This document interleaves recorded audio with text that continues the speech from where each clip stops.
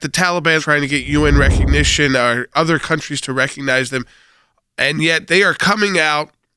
This is not like someone is reporting that they started doing this. They're coming out through their spokespeople and saying, no, we're going to install this harsh interpretation of Sharia law, cutting off people's hands.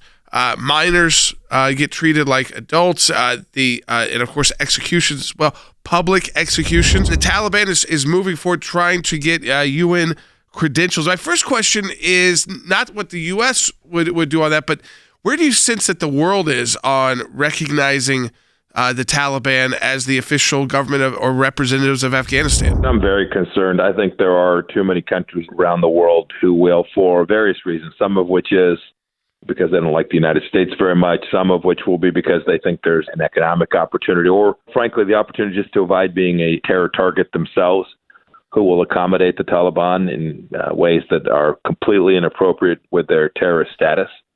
The good news is the United States could stop that. The United States could make clear that we believe the Taliban are not the rightful governors of the people of Afghanistan. In fact, are a terrorist organization. And as you know, Jordan, when the United States does that, when we step forward, then these other countries will be much less likely to provide the Taliban with the fuel, the resources, the ammunition, all of the things that they need to begin to build out what they are hoping is ultimately recognition by the world as being appropriate to be part of the international community. That is not true.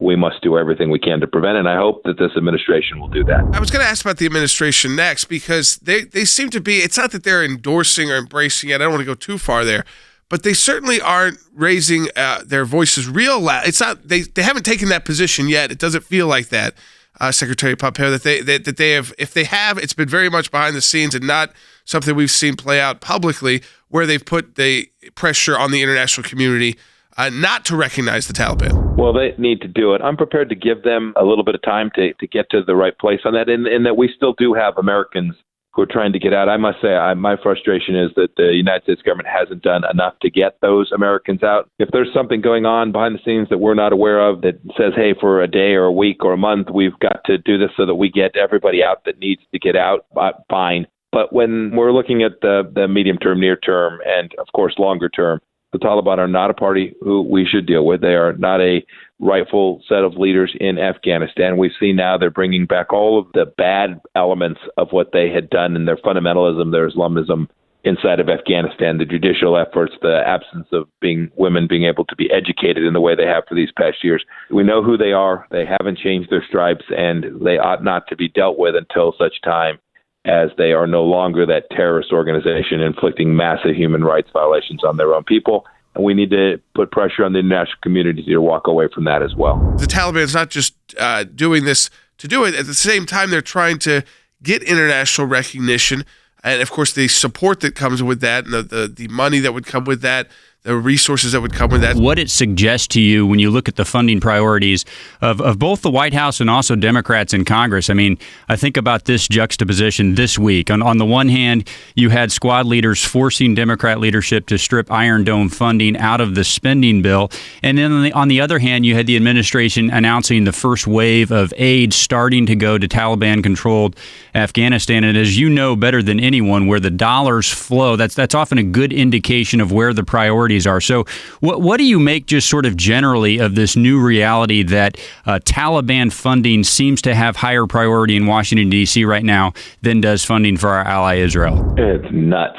It's absolutely crazy. It is literally the converse of how the Trump administration thought about the problem set of keeping America safe and making sure we knew who our friends were and punishing our enemies, to begin to underwrite the Taliban in ways that they are not only undeserving of, but will use those funds for nefarious purposes, as you suggested. This money is all fungible, is sick. I think we have to watch very closely some other major world players and how they might respond, especially China and Russia, who are already hosting these Taliban officials, and it seemed like they might be willing to go that path. I don't think it would be a big stretch for them to recognize the Taliban, but it's at a time when the Taliban's tried to do that, and they've tried to rebrand, in some sense of the word, their leadership again today. And so I always want to make this distinction. This wasn't a news report that the Taliban is doing this to people. They came out and said, we are going to start doing this to people again. Public executions. So remember those soccer stadium executions. Also amputations for other crimes, and a lot of times that's targeted towards minors. They cut off someone's hand if they're accused of being a thief or being accused of stealing.